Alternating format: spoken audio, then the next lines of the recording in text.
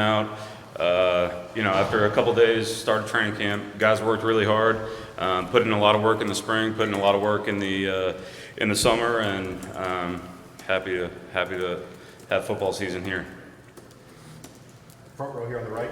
Hey Coach, Jeremiah Tacho, Tarls on this side. What is your vision for how the defensive line sets the tone in your scheme? Is it more about controlling the gaps, creating chaos, or mix of both? And how important is versatility up front in terms of mixing around inside or out?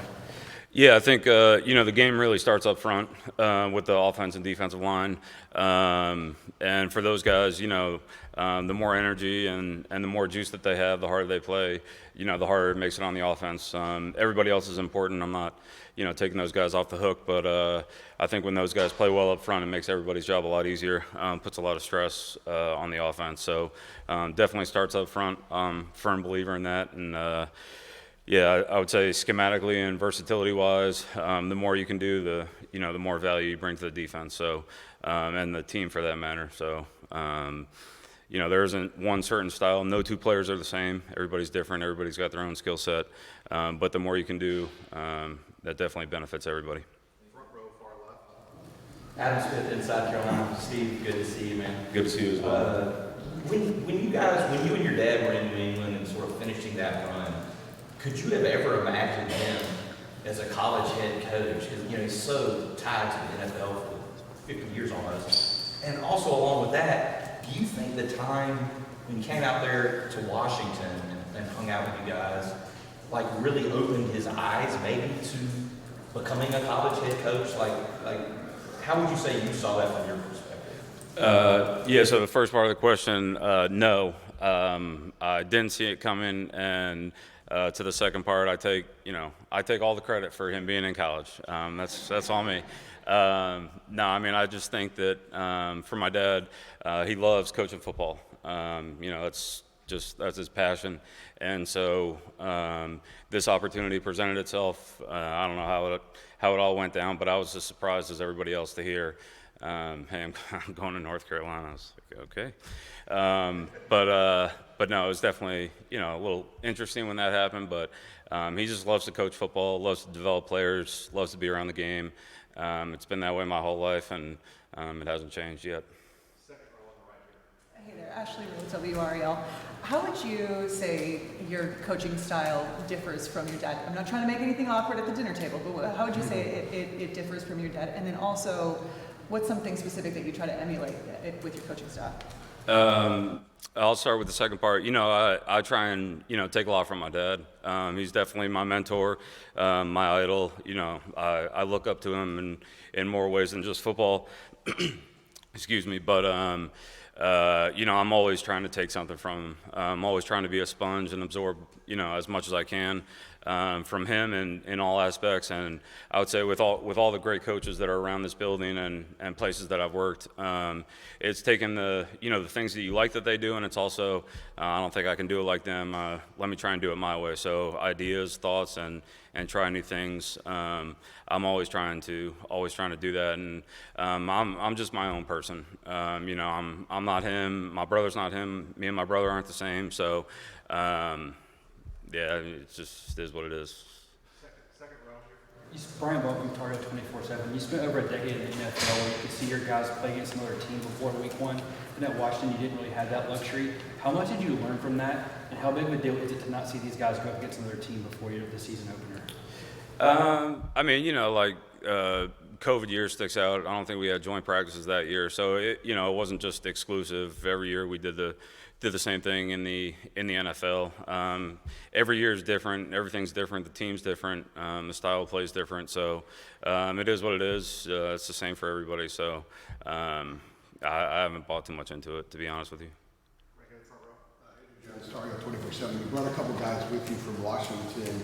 What are some of the things that jump out about Thad that kind of got his game to the point where he was all-big honorable mention? And Kamari was a true freshman last year, but he played a lot, made some big plays late in the year. How did you see his game develop, and what do you foresee now that he's here? For both those guys, keep growing, keep developing, keep becoming better players. That's my job as a coach. I'll make no plays this year. My stat line will always be 0 as a coach, so it's my job to put those guys in position to make plays. But for Thad, and Kamari too, we developed great relationships last year. I developed great relationships with all those guys. I try to do that with all my players. So we're blessed to have them here with us on this team. Looking forward to keep building and moving forward with those guys. But they're great players. I think that they can be better. I think they would say the same. But I'm very happy to work with them, just like everybody else on the team.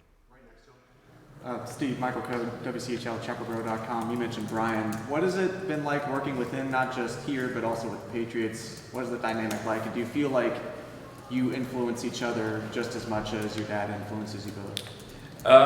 Yeah, I mean, just speaking for myself, you'd have to ask Brian, but both my brother and my dad have a big influence on me. Obviously, we have a very close relationship that goes back, a long ways, but it's great to be working with both of them again.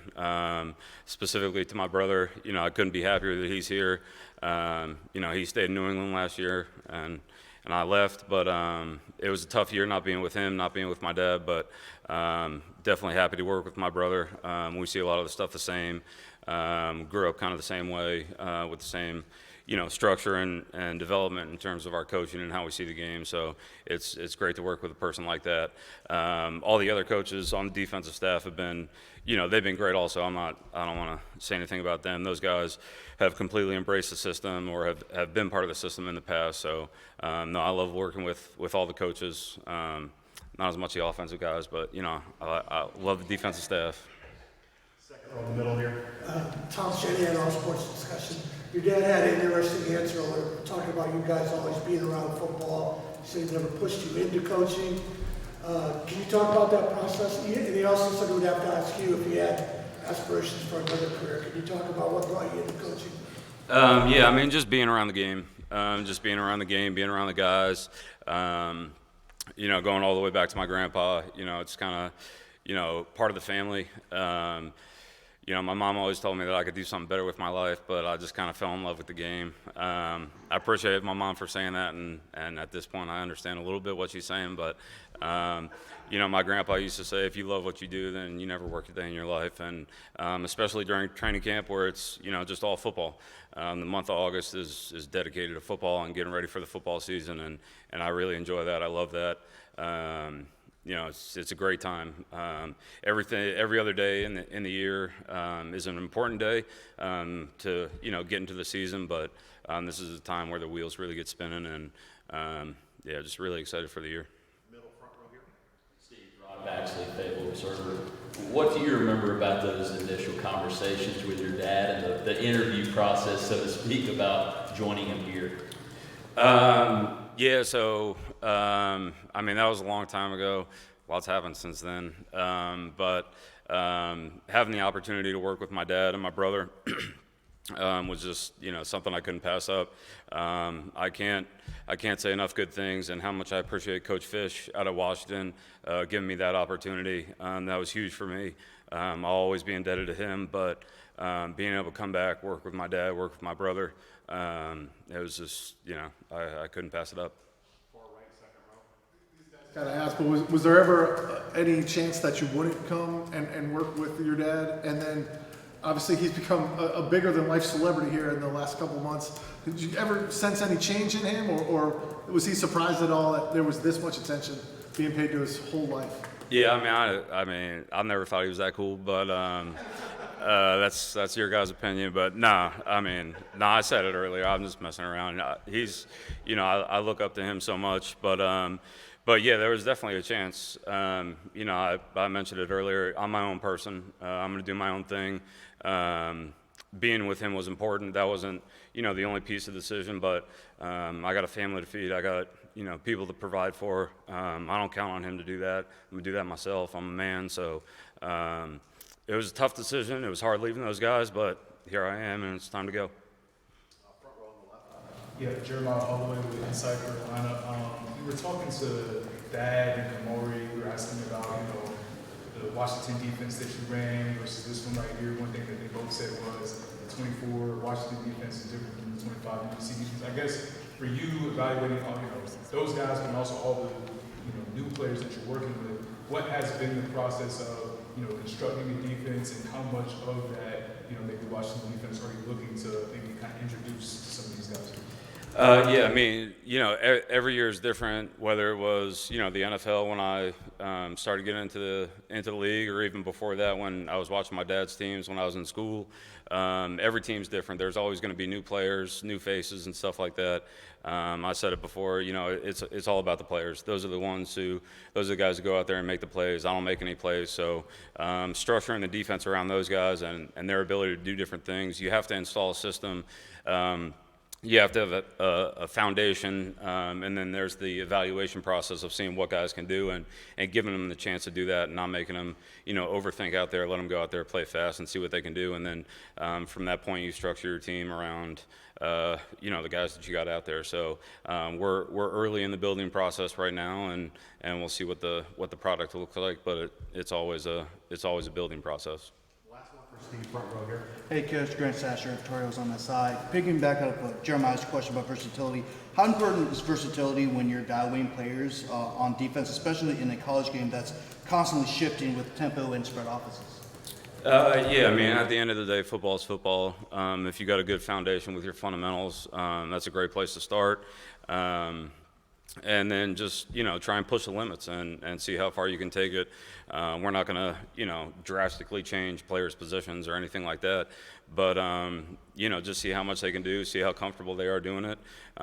If they don't like to do it, then, we can find somebody else. If they do want to do it and try it, then let's give it a shot and see how it goes. But I'm not a cookie cutter guy. I'm not going to live, inside a fence. I want to test the boundaries and see how far we can take it. And that's where we're at right now. So mistakes are okay. It's okay to make a mistake. But we got to correct the mistake and move on. We can't have repeat errors, but test the limits and push the boundaries and see how far we can take it. And from that point, then, we'll start to settle it down once we get into game planning and things like that. But we don't got to worry about that right now. We got training camp. Thanks, Steve. Yeah, you guys have a good day.